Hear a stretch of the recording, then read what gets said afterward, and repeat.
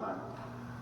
So for 30 years at least, I've been promoting traditional archery in longbows. In 1981, I met a fellow named Fred Trost who was starting an outdoor program called Michigan Outdoors. And he came up to my table and he told me about his show and what he was going to be doing. And he said, "I hear that you shoot stuff out of the air with that bow." And I said, "Yeah, sometimes." And he said, "Can I get you to come out here in the field and we'll do a little demonstration? I can get it on a video camera." And I said, "Yeah, okay." So I had a friend of mine go out there and we had some discs and stuff. And he did a little interview on tape. He didn't want me to tell him about the longbows and stuff. And I threw up some big discs and shot them out of the air. Then I got to telling him about Howard Hill. Now, Howard Hill used to shoot coins out of the air. He said, "Coins?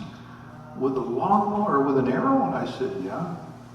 He said, "Have you ever done that?" And I said, "Well, I've tried it once in a while." And so he taught me into trying it on camera. And the second shot, I hit a quarter, or was it a quarter, $half? I can't remember. Hit a coin out of the air. You could hear it when it clanged it.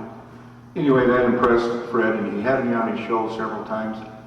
And he's the guy that was actually the instigator of getting the Longbow organization going in Michigan. He kept saying, "Ron," he said, "you've got to get an organization started. You've got to get, you've got these people that are interested now. You've got to get them together and get something going." So in 1983, by that time I'd gotten enough people together and we started a Michigan Longbow Association with just a handful of members, probably less than what you guys got here. And that organization is still going today. Here is their 25th anniversary issue of Stick Talk.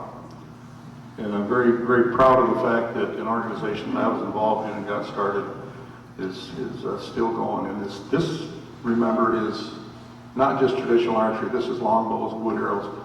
And we got the Great Lakes Longbow Invitational going in 1985, and that's been going every year since.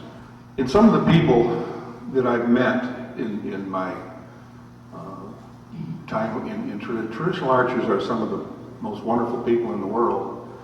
But I've met some really, really fine folks. I'll never forget meeting Jay Massey. I had read Jay's books and really admired his writings and everything that he'd done with in traditional archery, hunting moose in Alaska.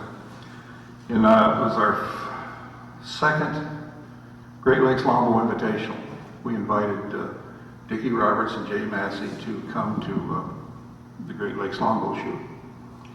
And they showed up, and I saw Jay standing over there, and I walked over toward him, and he turned around, and I said, "Jay, I'm Ron LaClair." And stuck my hand out, and he said, "Ron LaClair," he says, "I've heard so much about you."